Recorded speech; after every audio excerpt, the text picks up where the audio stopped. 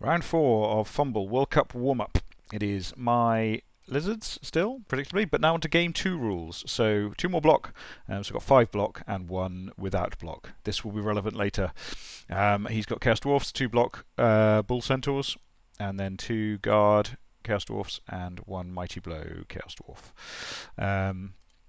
Yeah, we're both on 2 wins and a loss. Yeah, started this tournament pretty well, but then it all went pear-shaped against some Dark Elves with a decent coach from Alfea. So it's a bit disappointing. So I lost the toss and he chose to receive, I think. And then, yeah, so I started over here. Basically, the aim of the game at Chaos Dwarfs is to outmuscle them. I want all his Chaos Dwarfs in a group, and then I want the ball somewhere else away from that group. That's basically the idea. That's the idea of the sort of sideways setup. So I go quite aggressive on this one. The ball is really far back, and if he can't make progress up the pitch, then I can make life quite difficult for him. And so basically, I've immediately separated the Chaos Dwarfs from the ball, which is sort of obviously what I said, game plan. And the Croxagore is in the middle there. So there's a load of guard there, so he can duff me up a little bit over there, but basically it's miles away from the ball. And so an opportunity could well present itself. He's got a load of Hobgoblins who are basically useless. So yeah, so then he is... so I've got a loose Saurus over here, and then he does a few 1 dice stuff. So what am I trying to achieve here? Basically going to try and get some players in the way of him because I don't really want his Bull Centaur running down the side here. Pow there would have been really good because I could have got a skink in there somewhere, but that didn't quite work. So he's getting the pows, which is mildly irritating, and he makes a little bit of progress up the pitch. But this is the sort of opportunity that gets left. So I think just pushes him. So and then these 1 dice pows at the end of the turn. That was ow, that hurt. So that was a stun, and then I think he pows again, but just knocks down.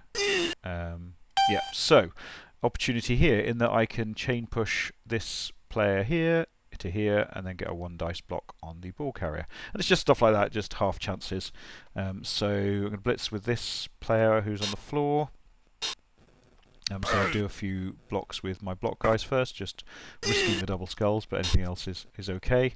Stand up and blitz, and then bring the Saurus in here, going for it, because then this guy's coming in to make it a 1 dice block with the skink, and he's coming in to cancel this assist so that it is a 1 dice block, because then if I get a push, but I get a both down and a skull, so that was a bit disappointing because I had a 1 dice block there.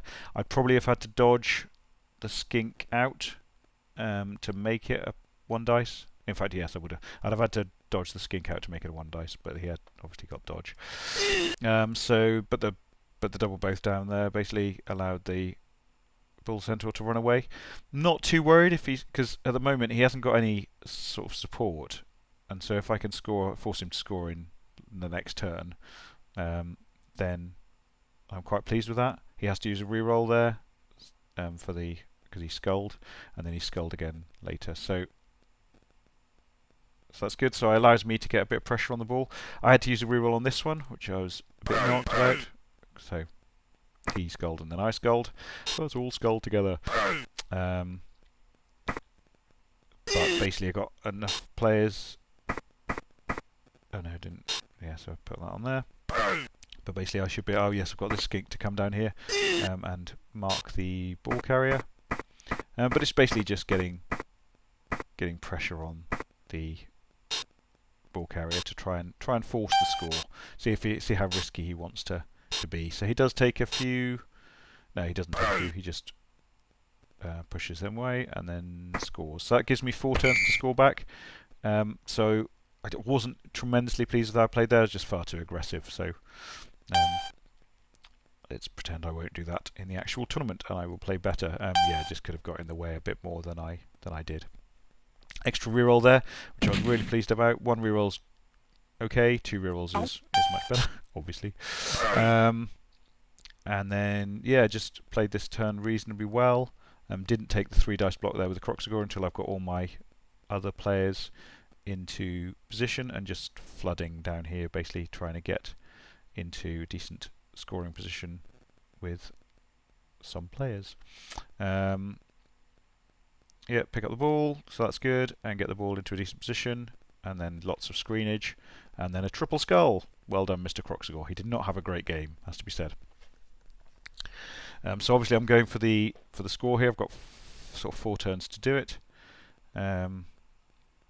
He does pretty well on this turn, sort of gets in the way a fair amount. And then my turn. So I've got enough loose players that I should be able to make some progress down the sideline. Come in for the blitz there. Now pow there would have been really quite useful, because that would have allowed this chap to stand up and then had a 2 dice. I'm just thinking that I should have. It's terrible when you look back and see things that you should have spotted earlier.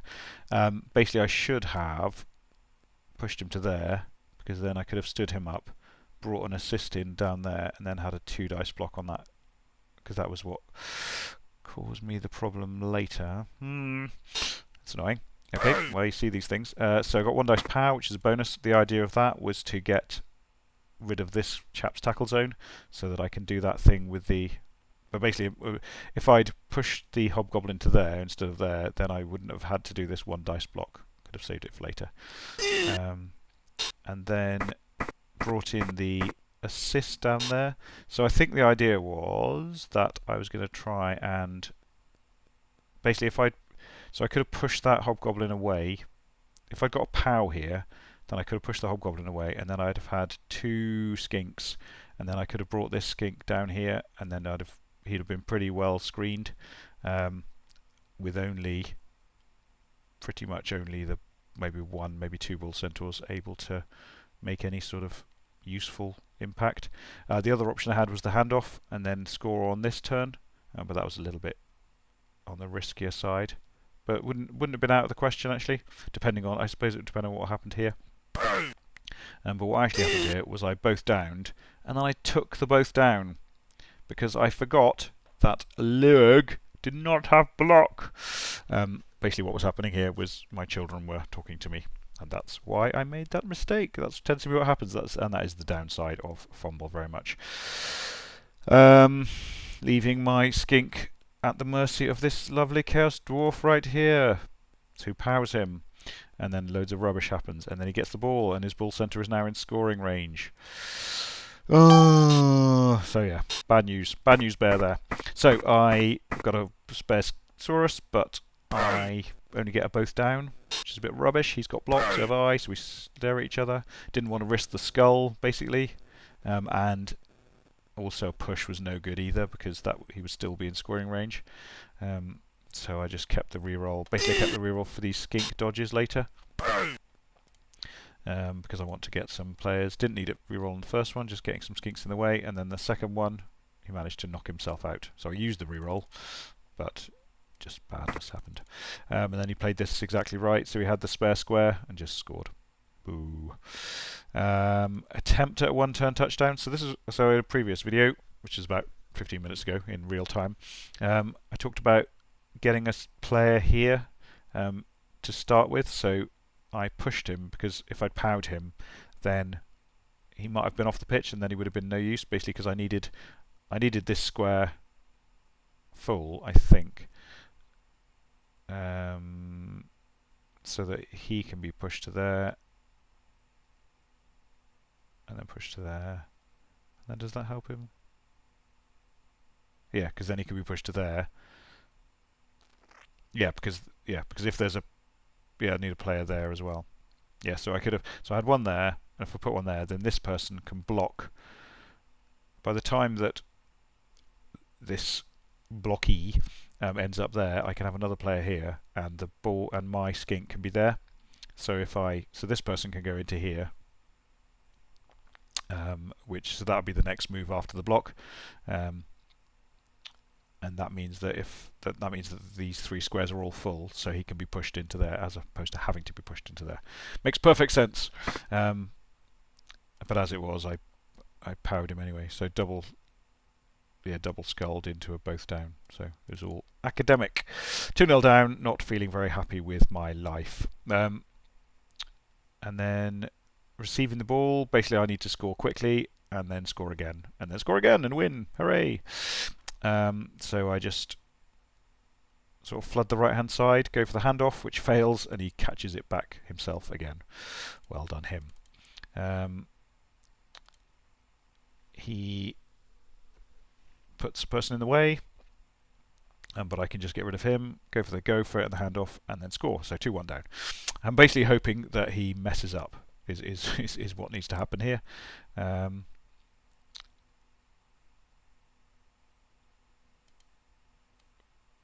Yeah, but in fact I do not do tremendously well.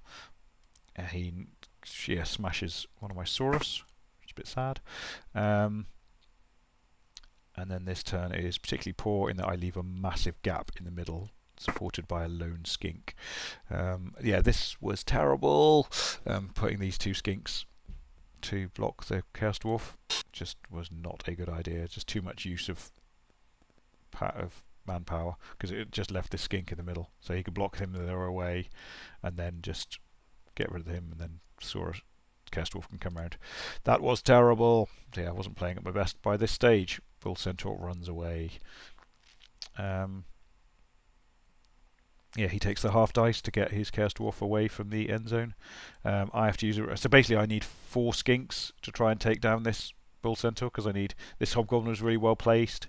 So it meant that I had to use the skink to cancel his tackle zone, put 2 tackle zone skinks in there, and then blitz from here to give me 1 dice. So that's a whole lot of dodging, and he's still not very good at dodging, basically. Sad times. So he scores. To cut a long story short, and that's 3-1 down. So I have to score in 2 turns and then score again. It's not looking very likely, is it? So yeah, I should just run forward, try and get as much screening going on as I can, and then get the skink within scoring range. He comes in with the Bull Centaur and stuns this Saurus. That's huge, because if the Saurus wasn't stunned, it would be really easy just to stand up and block the Bull Centaur away. As it is, it's not easy. So yeah, it just makes life a little awkward for me. So it's time for Stunty Power. So I'm going to go for the dodge there, and then dodge out. So that's a 3-up, 3-up. I've got a reroll, so I make it 3-2. Which is good. Hoping for the blitz, basically, otherwise it's not looking good. And the blitz comes, which is lovely. So I push the player back. Power would have been nicer, but it didn't really matter. Get the skink under the ball. That's definitely first order of the day.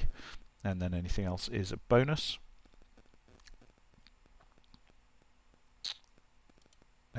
Yeah, it was definitely a good idea to take this one down, but it did mean that it was harder to dodge through. I'd like to get the skink through here, really. So he's got a 3-up with dodge and then a 3-up without dodge, to make life sort of easier. Makes the first 3-up, but then fails the second without dodge. And then I catch the ball, which is pretty cool.